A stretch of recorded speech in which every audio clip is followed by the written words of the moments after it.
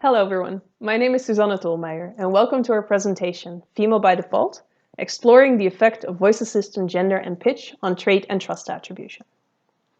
Most leading voice assistants today are either exclusively female or female by default. However, a recent report by UNESCO found that this perpetuates harmful gender stereotypes. So what if, instead of the voice being exclusively female, it can also be male? Or maybe even that it's indistinguishable what gender the voice has. In order to research this, we looked at the gender of a voice assistant by manipulating the pitch of the voice to see how this would influence the perceived traits that the users felt the VA had, how it influences the trust that they form towards the system, and also whether perceived traits and trust actually depend on the type of task that the user is doing with the VA. In order to research this, we created 5 different voices using a state-of-the-art text-to-speech tool by Google called WaveNet. The first voice that we have is a female high voice, which sounds like this. This is the high female voice. We have a female low voice. This is the low female voice. A male high voice. This is the high male voice. A male low voice. This is the low male voice. And finally, we created a gender-ambiguous voice by taking a gendered voice and manipulating it until in a pre-test, participants couldn't agree whether the voice was male or female. It sounded like this. This is the gender-ambiguous voice. Additionally, we created 2 types of task. The first was an assistance task, where the user had to book a flight with the help of the VA. And the second was a compliance task, where the VA asked questions to the user and the user could choose to answer or not.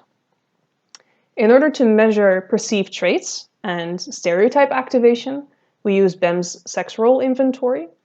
In order to measure trust, we used a validated trust scale. For our design, we used a 5x2 between subjects design, meaning that each participant got 1 type of voice with 1 type of task. We had 234 participants that we recruited on crowdsourcing platform Prolific. Now onto the results. First of all, we found evidence of indirect stereotype activation. If it would have been direct, we would have expected, for example, people to say that the male low voice sounds stereotypically male. While we did not find that, we did find that only for the male low voice, people said that it's not stereotypically male. In other words, it's a double negation rather than a confirmation, meaning that it's indirect rather than direct stereotype activation. Secondly, we found that the gender of the user influences their perception. Specifically, we found that female participants found the gender-ambiguous voice significantly more friendly and polite than the male users. Interestingly, we found equal values of reported trust. In other words, the gender of the voice did not influence the trust that the user had in the system.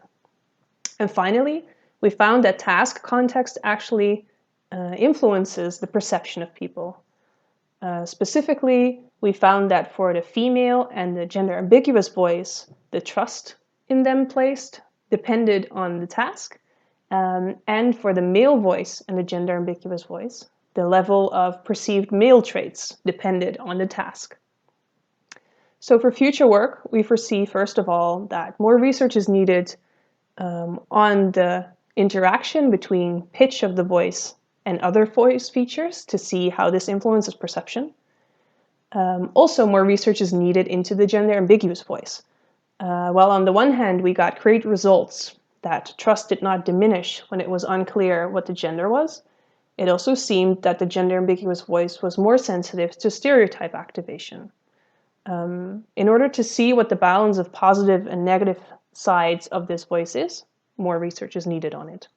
However, to be able to do that, we'll actually need a text-to-speech tool that is able to create a gender-ambiguous voice, since currently this is not available and we had to take a gendered voice and manipulate it.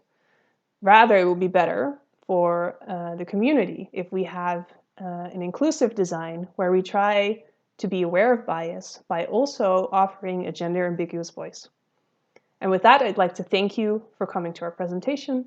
If you have any further questions, please feel free to contact any of us, and I hope you enjoy your time at CHI.